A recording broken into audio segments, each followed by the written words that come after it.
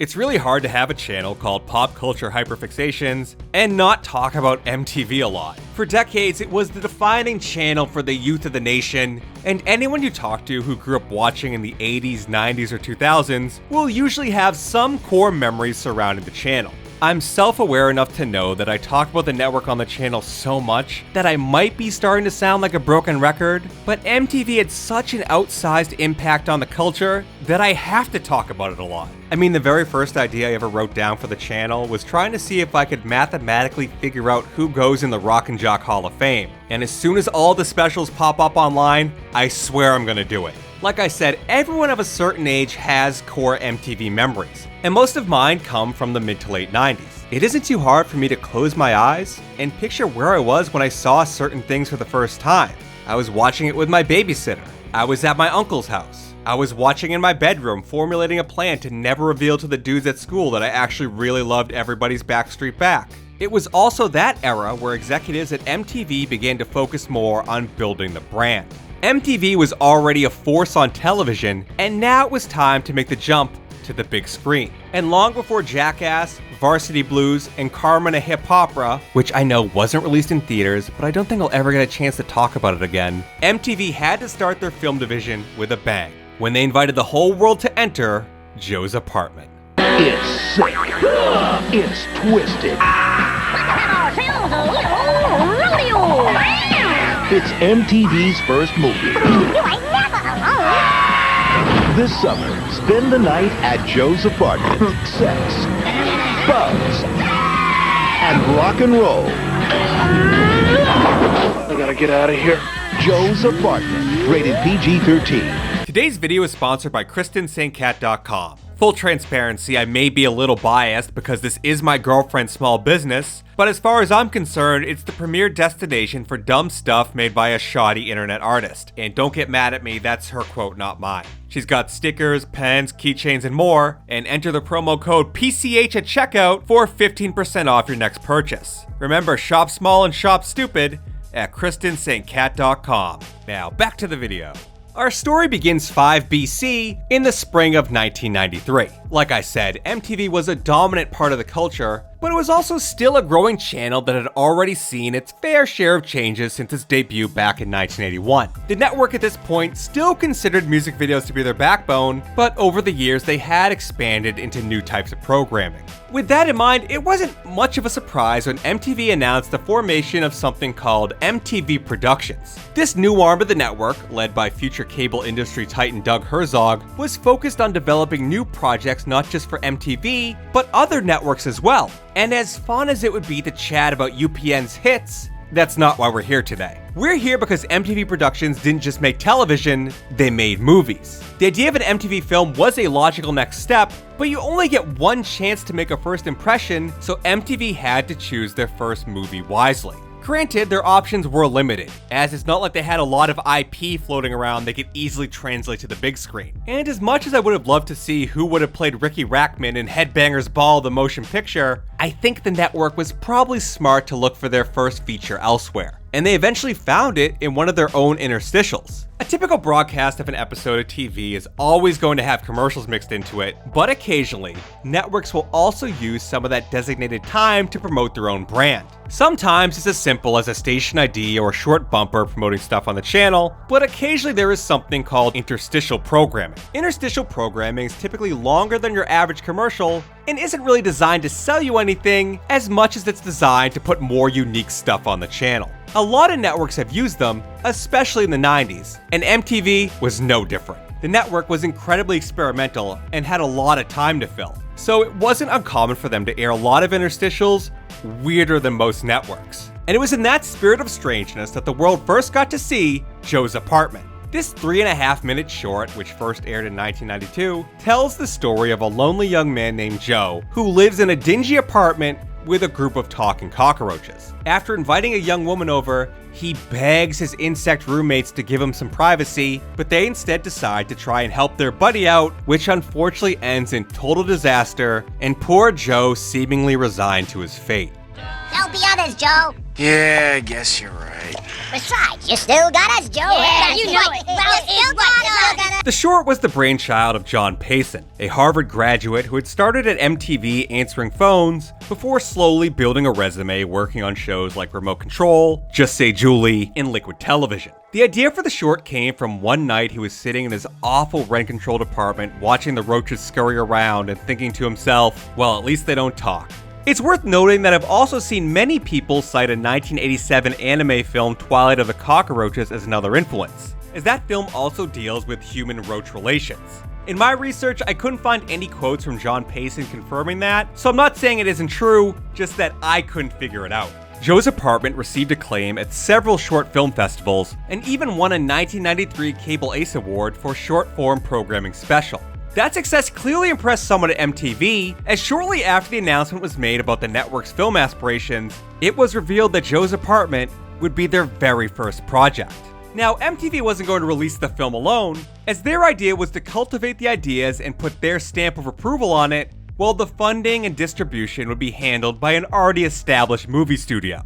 After a bidding war between 6 of those studios, Geffen Pictures ultimately walked away with the rights to the first MTV film. Founded by music executive David Geffen, the company had produced iconic films like Risky Business, After Hours, and Beetlejuice. I honestly think it wasn't necessarily Joe's Apartment that excited the studios, as much as the idea of being able to attach themselves to MTV. As David Geffen himself was quoted in The Columbian, "We're extremely excited about Joe's Apartment and also welcome the association with MTV, which has proven itself to be a productive source of new talent and ideas." He was far more enthusiastic than MTV CEO Tom Freston, who told Broadcasting and Cable Magazine in 1994, "I look at the feature film business as more of a way to promote the network and make the network a bigger place and maybe make a little money on the side. But as we become familiar with the economics of Hollywood, we become increasingly disillusioned with the financial situation.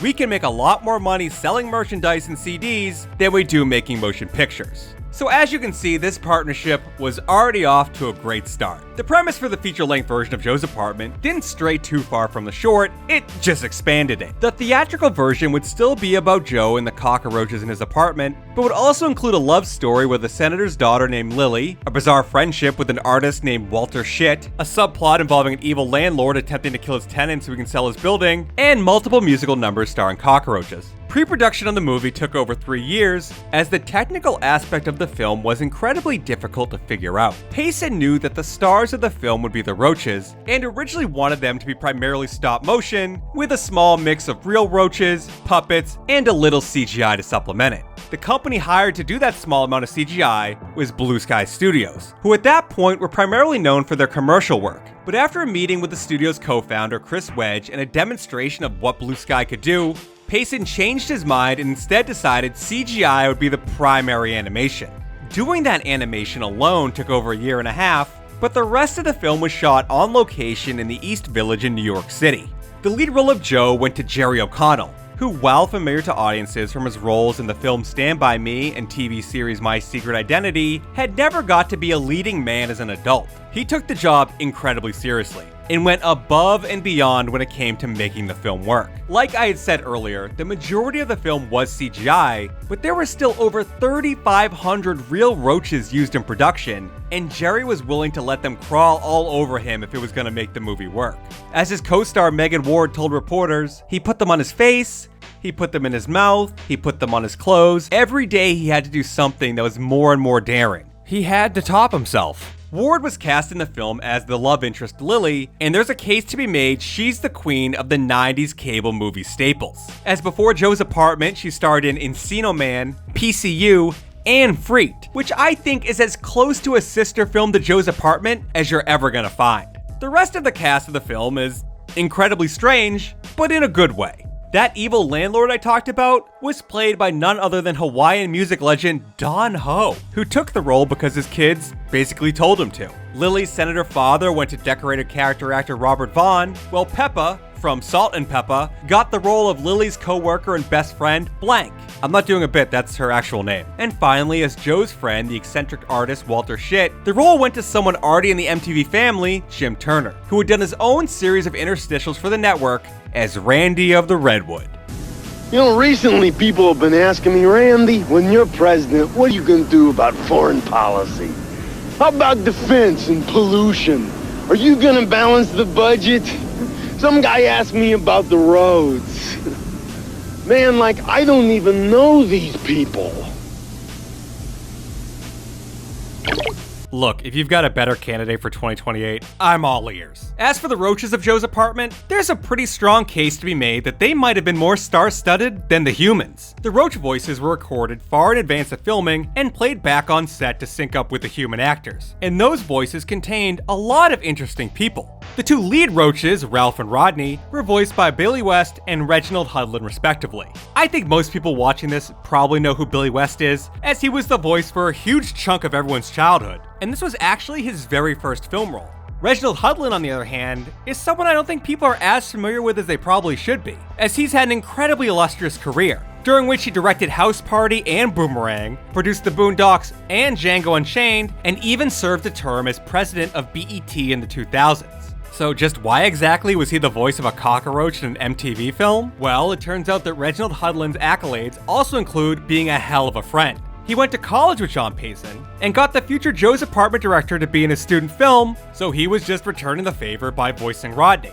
The rest of the Roaches were an eclectic crew that featured the original Joe, Mark Rosenthal, the creepy bad guy from Ghost, Rick Avili, future Jurassic Park and Law & Order star B.D. Wong, future 7-Up spokesman and VH1 talking head Godfrey, future stand-up comedian and fuck this guy Dave Chappelle, and Tim Blake Nelson, who long before he rode a horse as the singing cowboy Buster Scruggs, voiced one of the Roaches without thinking he was even gonna get paid. When it came to the musical numbers in the film, they were not performed by Buster Scruggs, but rather a collective of musicians, who most notably included the dudes from Where in the World is Carmen Sandiego's house band, Rockapella. The plot of Joe's Apartment tells the story of Joe and, well, his apartment. After arriving from Iowa and quickly losing all his belongings immediately in a series of muggings, Joe is in a bind until he meets the artist Walter Schitt, who tells him that the only way he could afford to live in New York City's East Village would be to somehow get himself a rent-controlled apartment. Simultaneously to all this going on, the villainous landlord Albert Bianco has been disposing his nephews Vladimir and Jesus to eliminate his tenants by any means necessary, so Albert can sell the property to the former East Village native, Senator Doherty, who views the whole area as a blight on the city and wants to build a prison on it. Also, he secretly wears women's clothing. Fate intervenes for young Joe when one of the tenants, Miss Grotowski, dies in front of him, allowing Joe to pretend to be her son and inherit the apartment. Little does Joe know that he has also inherited thousands of roommates, talking cockroaches who, while initially skeptical of Joe, grow to appreciate him as he is, well, gross. During an attempt by Jesus and Vladimir to evict Joe permanently, the Roaches save their new tenant and reveal themselves to Joe, who begins a tenuous friendship with them, even though the Roaches' attempt to help him usually end up doing more harm than good. While all this is going on, Joe meets and falls in love with Lily, a local helpline worker who also spends her time trying to beautify Joe's neighborhood by creating a community garden. Little does Joe know that her father, Senator Doherty, is trying to have him evicted, or that he wears ladies' clothing. I swear I'm not trying to harp on this, it's just his only characterization. And plus, I think it's so funny he did this and was in The Magnificent Seven. But then again, Charlie Bronson was in Death Wish 3, so what do I know? Joe and Lily's courtship survives several speed bumps, including the reveal that Joe's actual job involves collecting urinal cakes for a man who resembles the Big Lebowski that went to high school with Joe's mother and is still obsessed with her, but their budding romance could not survive one night at his apartment. Despite pleading with the Roaches to leave him alone, the same situation as the short film transpires that sees the Roaches ruining the date, except this time Movie Joe isn't resigned to his fate, he's determined for vengeance. After a brief all-out war, the Roaches defeat Joe and have him at their mercy, until a fire started by the Bianco cousins burns the building to the ground, leaving both Joe and the Roaches homeless. Remorseful for their actions, the Roaches set out to make things right with Joe and Lily by apologizing to her and building the community garden of her dreams. Even the senator is overwhelmed by the beauty and cancels his plans for the prison as Joe, Lily, and the Roaches live happily ever after in her penthouse apartment. The film finally premiered in July of 1996, and despite a strong push from MTV that included a promotional special called MTV Unbugged, the movie flopped at the box office. Its opening weekend, it finished behind A Time to Kill, Independence Day, Phenomenon, Courage Under Fire, Kingpin, Super Cop, The Nutty Professor, The Adventures of Pinocchio, Multiplicity, Fled, The Frighteners, Kazam, Eraser, and The Hunchback of Notre Dame.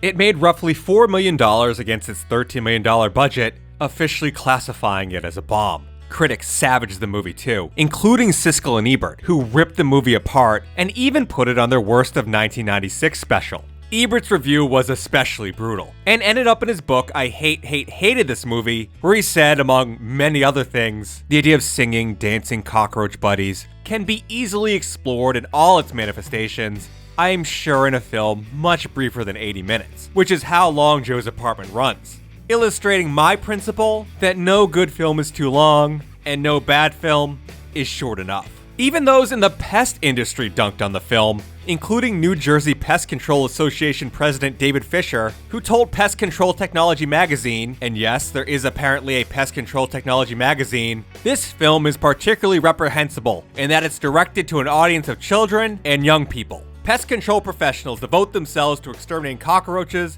and other harmful pests, and Hollywood delivers the message that they're really cute and harmless. Despite how much I respect Gene, Roger, and David Fisher, I guess, and really value their contributions to society, when it comes to Joe's Apartment, they can go ahead and kiss my ass. This movie fucking rules, it ruckin' fools, it fucking rocks, it's a piece of art, and I absolutely love it. When it comes to movies, there are a few hills I'm willing to die on. I mean, I think I'm the only person on Letterboxd who has given Haley Duff's Lifetime vehicle Hats Off to Christmas 5 stars. How does that kid get up that ramp? But I will fight for Joe's Apartment until my dying breath. When I was a kid, this was one of the movies I rented constantly. And when I added this video to the schedule, I was worried how it was going to hold up. But the movie made me laugh even harder, because now I understand way more of it. Don't get me wrong, it's an incredibly dumb movie, but it's definitely more clever than people give it credit for. I did see stuff about how the movie relates to the ideas of gentrification and class consciousness, and while I find that very compelling, I don't know, man, I just like when the Roaches sing. It's hard for me to dislike a movie where the meet cute between the two leads takes place in front of a wall full of posters for a band called Shit. It's no surprise the best part of the movie are the Roaches, and every song they sing is an earworm. If you haven't yet, do yourself a favor, pause this video, and go listen to their song Funky Towel. And I mean the one from the movie, not the De La Soul song from the unreleased soundtrack, which, you know what, go listen to that one too, that is also super rad. Surprisingly, during my research, I found out that when it comes to Joe's Apartment fandom, much like Sully Erna, I stand alone. A lot of people hate this movie with a passion and think it stinks. Now obviously, people are entitled to like what they like, and there are never right or wrong answers. Except for this, not liking this is wrong. While Joe's Apartment was a box office disappointment, MTV Entertainment quickly rebounded with their next film, Beavis and Butt-Head Do America, which was a critical and commercial success. The film division at MTV continued for a couple decades and produced countless iconic films before eventually being fully absorbed into their parent company, Paramount, in 2021. Blue Sky Studios would also see themselves absorbed by 20th Century Fox and eventually closed by Disney, but not before they made their mark as an animation studio with the Ice Age franchise. Joe's Apartment does have some fans, but I don't think it's at the level of a cult classic just yet. I'm willing to bet more people have seen its brief appearance on an episode of Whose Line Is It Anyway than the movie itself. The actors from the film have gone on to varied success, as most of the main cast went on to have long careers as working actors. The same can't be said for John Payson, who seemingly disappeared off the face of the earth. Following the failure of Joe's Apartment, he was attached to a couple projects, including an adaptation of the Marvel comic Mort the Dead Teenager, but nothing ever materialized. And if his IMDb is to be believed, he hasn't been active in quite some time. On the off chance John Payson is out there watching, I want to let him know how much this film means to me. I don't give a flying fuck into a rolling donut what people think. Joe's Apartment was awesome, and definitely shaped my sense of humor. I can honestly say that I really think Joe's Apartment helped make me, me. And God, I hope you take that as a compliment. Thanks for watching. I hope you like what you saw. If you did, please hit the like button, and if you want to see more of my stuff, please hit subscribe. And let me know in the comments below what you think of Joe's Apartment. Are you like me and think it's awesome? Or are you wrong? Oh, and if you're so inclined, I do have YouTube memberships open as well as Patreon if you feel like funding some of this madness. The links are in the description, and shout out to my current members shown here. And once again, thank you.